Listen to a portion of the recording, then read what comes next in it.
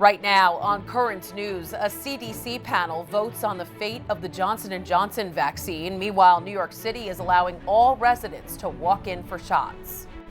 Status at the border as a surge of migrants overwhelms U.S. shelters. Mexican facilities are feeling the same pressure. Clergy in the Diocese of Brooklyn react to the guilty verdict of Derek Chauvin in the death of George Floyd. Racism is an attack against human life. It reminds us of the work that we must do. It's a meeting 5 decades in the making. Two siblings adopted by different families are united. This miracle is what I got back. If I do the right things, I'll be rewarded. And this was my reward, meeting Monica. The pair thanking their faith for bringing them together.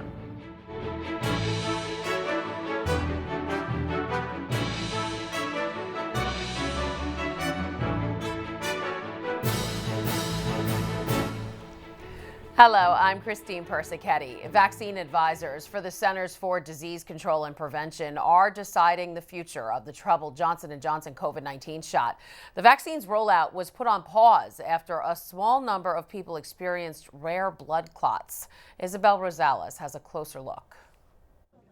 Right now, the White House Coronavirus Task Force says more than half of U.S. adults have gotten at least one COVID-19 shot. A key recommendation could increase the pace of vaccinations. I do think that there's plenty of people who are interested in the J&J vaccine. Johnson & Johnson's single-dose COVID-19 vaccine on pause after cases of rare blood clots were reported. A CDC advisory panel is expected to recommend for the vaccine to go back into use. I think it'll be back on the market very soon. So far in the U.S., the CDC knows of 15 women who developed the blood clots linked to the vaccine, and 3 of them have died. During the clinical trial, 1 man also experienced clots and was treated. The cases are out of almost 7 million of the J&J vaccines given. The American public should understand that there is a risk, that it's an exceedingly rare risk, but that this is a common virus and a virus which has done a lot of harm that can be prevented by a vaccine. Both the CDC and the FDA would have to approve the panel's recommendation, weighing the potential risk of the shot with the risk of catching the coronavirus. In Washington, I'm Isabel Rosales reporting. New York City residents no longer need appointments to get a shot. All city-run sites will be open for walk-ins for all sites for all age levels. So you can just walk up and get vaccinated. The mayor also saying vaccination sites will serve any city resident instead of breaking it down by neighborhood. The changes only apply to vaccine sites run by the city, but the mayor is asking other ones to do the same thing. Almost 7 million doses have been administered in New York City, but some communities continue to fall behind others. Church groups are working to fill any gaps in availability. Emily Druby has more on their efforts from the Bronx.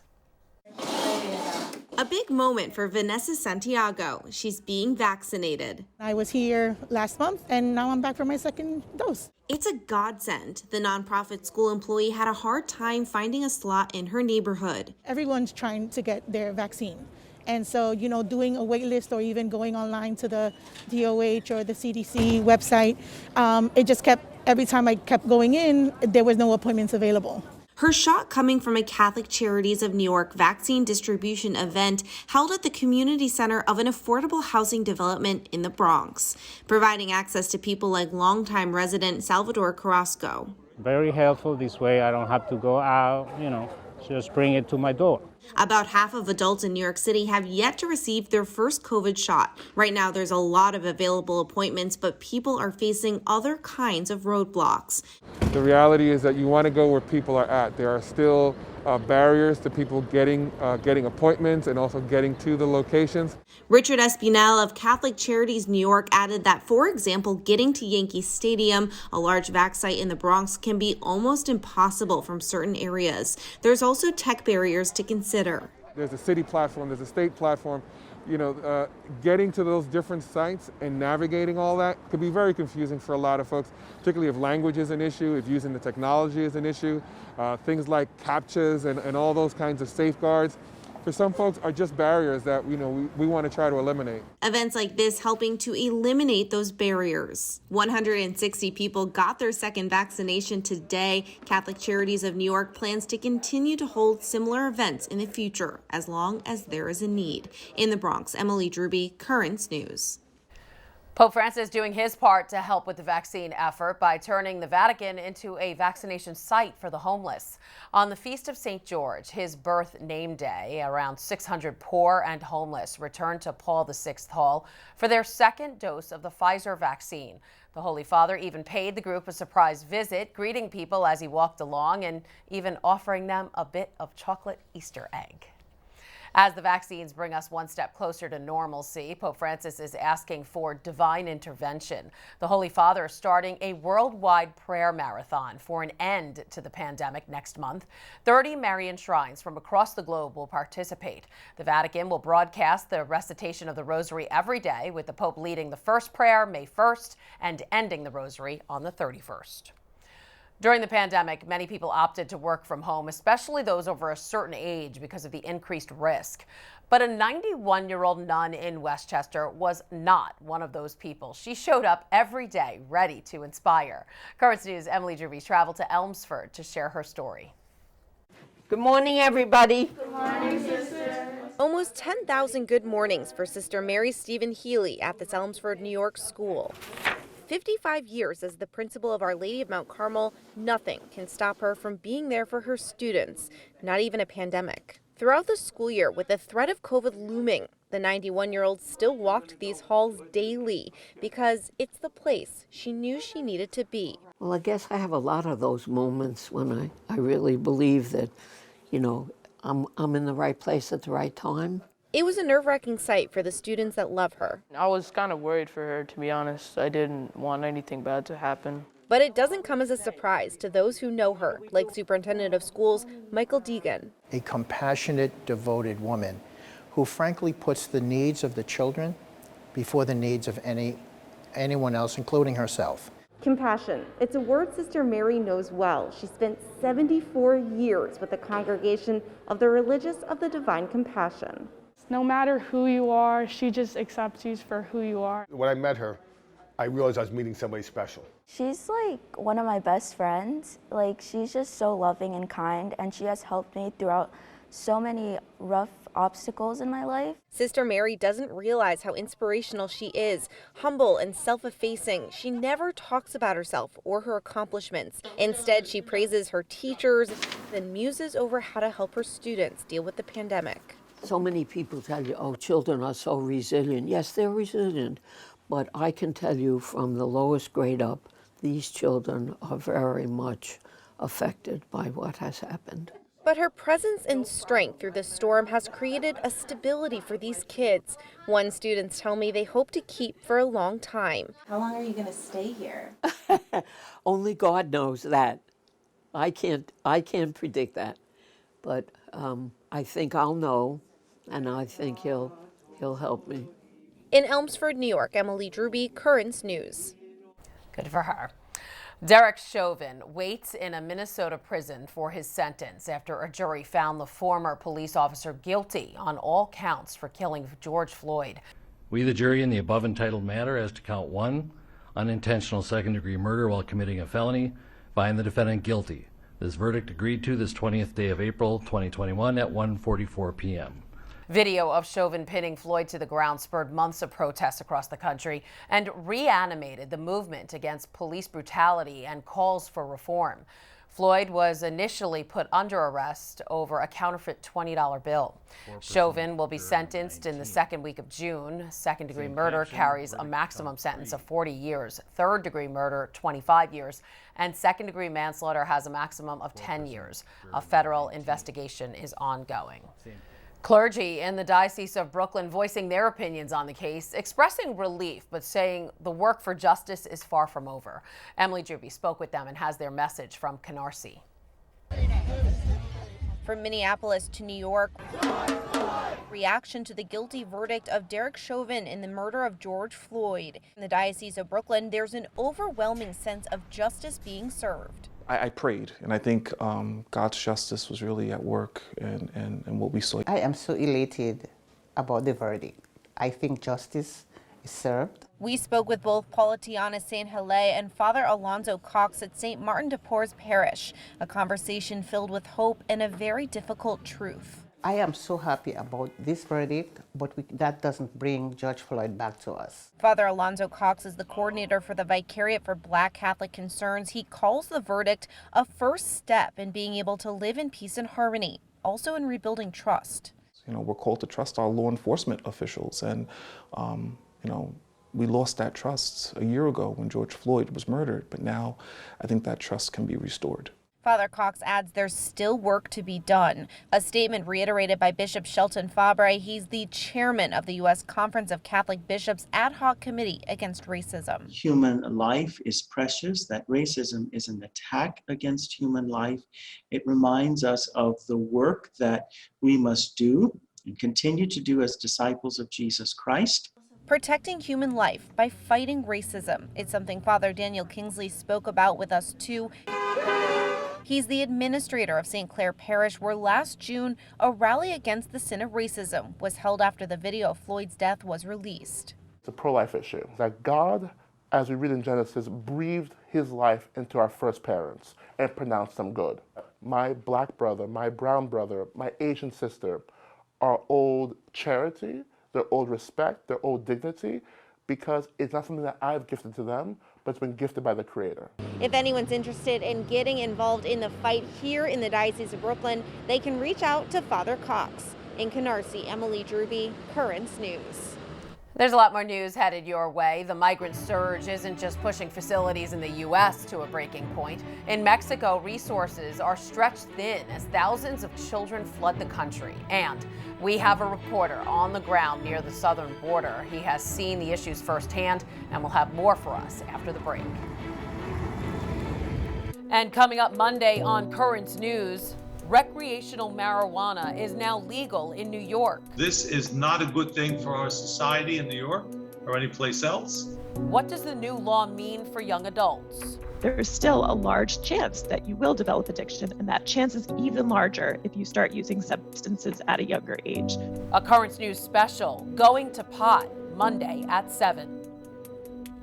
There are now some big changes to the tablet website.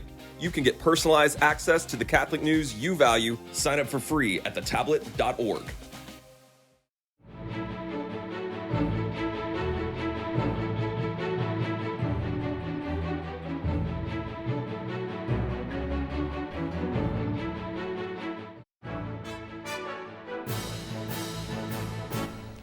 The influx of migrant children has become a crisis in Mexico as well as the U.S. Nearly 3,500 migrant children from Honduras, Guatemala, El Salvador, and Nicaragua are living in shelters in Mexico. Claudia Torres has more on how overstretched the facilities there are. Broken toys, portable showers, crowded shelters. These will be the childhood memories of thousands of migrant children from Central America, now scattered throughout various shelters in Mexico. UNICEF reports that since the start of 2021, the number of migrant children reported in Mexico has risen from 380 to nearly 3,500. Most are from Honduras, Guatemala, El Salvador, and Nicaragua. The World Food Program reports that 15% of the people surveyed in these four countries had plans to migrate in 2021, as compared to 8% in 2018. Push factors include gang criminality, domestic violence, job loss, poverty, and hunger. Now in this country, they either get into gangs or become criminals going around robbing and hurting people. I wouldn't like to see my son ending up like that. And now the Mexican assistance centers that receive them, like this one in Ciudad Juarez, are overstretched and in need of expansion. For these children and their families, there is no turning back. So UNICEF is offering them shelter, hygiene kits, and educational activities to help them move forward. Meanwhile, the World Food Program is coordinating projects to help vulnerable populations thrive in their home countries. People have lost their jobs, they've lost their hope. And so when they go to the United States or toward the United States, they get to the border, and guess what? That costs about $4,000 per person per week. But here, with a project that the World Food Program and building resilience and hope, it's $1 a week. UNICEF estimates that 150,000 children and their families will require emergency and development assistance in the next 2 years. That was Claudia Torres reporting 19,000 unaccompanied minors entered the United States last month. That's an all-time high. Our national correspondent for the Tablet and Crux, John Lavenberg, was at the border throughout the week, giving us exclusive coverage of the crisis situation down there. On his first day at the border, John was in Donna, Texas, where a priest gave him a firsthand look at life for migrants there. When I was with Tim, what he showed me, he brought me to a local colonias, which is, it was just a neighborhood that's really run down. He said it's where a lot of migrants, a lot of undocumented live in the area. And while we were there, he showed me a lot of these homes and just the conditions. There's trash everywhere. There's just homes that are barely functionable almost. It's just a very desolate environment. And it's kind of at the edge of Donna right before you get to fields that it then goes to the border. So we were there, we drove through there. And he just basically showed me what was going on. And he's someone that when people come here, when they cross, when they are undocumented, he helps them get on that path to migration and immigration status. John spent his second day at the Humanitarian Respite Center in McAllen, Texas, which helps guide the migrants once they cross the border. When people come in, they first enter. After they're tested, they come in, they go and check in. From there, they check in. They're told when they go on their bus, when their bus is scheduled. Then from there, they wait. So in that waiting time, they're given any medicine they need, any resources, any help. They're allowed to shower, they're given clothes, food, really anything they need to meet that humanitarian need to help them get better from their long journey a lot of them just faced. So from there, they wait, and then after they're done waiting, they're called for their bus, and then they go and they're get on the bus and they're on their way to their next stop to see their sponsor or family member. John said he spoke with some of the migrants who, after a long journey, told him they're happy and hopeful to be in America. For more of John's reports from the border, just head to thetablet.org. NYPD officers are creating bonds with young people in their community. Teens with a passion for law enforcement, but who live in neighborhoods that expose them to gangs and drugs are the focus of the Explorer program. Jessica Easthope spoke with the officers and the young people they mentor. Walking into a police officer's world isn't an easy thing to do. But 14-year-old Troy Douglas is up to the challenge. We do scenarios like domestic violence, traffic stop, and stuff like that, and we'll basically act it out. As part of being an explorer, she does these scenarios. Troy is an NYPD Explorer. She's part of a program for teens who live in neighborhoods that put them at risk of getting involved in gangs, drugs, and violence, but show a passion for law enforcement. Maybe they committed their first offense. We kind of introduce ourselves right there at that aspect and put ourselves right between them and the criminal justice system. Out of the more than 24 kids who take part in the 77th Precinct youth programs, 100% of them do not reoffend. If you see something wrong, say it. In recent years, the NYPD has grown its community policing. Because of the Explorer program, Troy's been able to stay out of trouble and keep her eye on the prize. I know the consequences, and mostly I don't want to get involved because I want to one day be a part of the law enforcement. So I know that I really gotta control my behavior. Now the 77th Precinct is expanding its outreach, introducing the programs to community leaders in Crown Heights like Father Frank Black, the pastor of St. Matthew's Church. I think this is a very hopeful sign. Maybe a sign of policing in the future where it's not just necessarily the punishment, but it's working with other people to make the community better as a whole.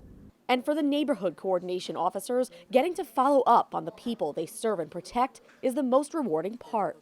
Saskia Rodriguez sees her job as a neighborhood coordination officer through the lens of a mom and a Catholic. When you see children that have to witness a lot of this crisis, it means a lot to know that they now have more guidance. The officers say they don't always know what's best for every kid, but they know they can make it better. In Crown Heights, Jessica Easthope, Currents News. Still to come on Currents News, a family reunion 50 years in the making, how these long-lost siblings relied on their faith to find each other. Do you have a story idea or want to share a tip? Email us at newstips@desalesmedia.org or call our 24-hour number, 718-517-3122. We'll be right back.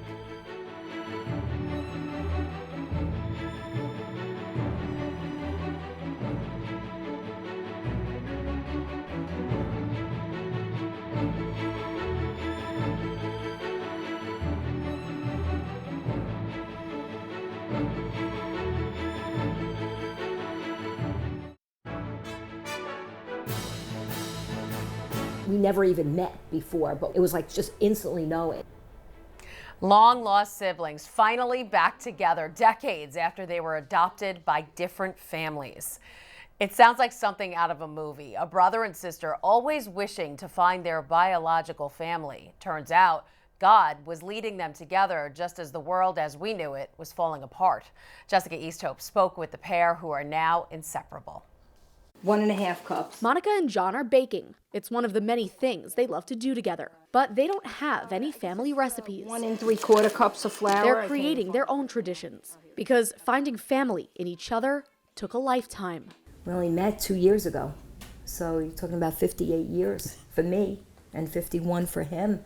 That's a lot of time to catch up on. I'm going to make dinner and have cake. Monica Schuss is 7 years older than her brother, John Tominelli, a brother she didn't know she had, growing up as an adopted only child in Queens. I never had a birth certificate. You couldn't find anything. I mean, especially back then, there was just nowhere to go.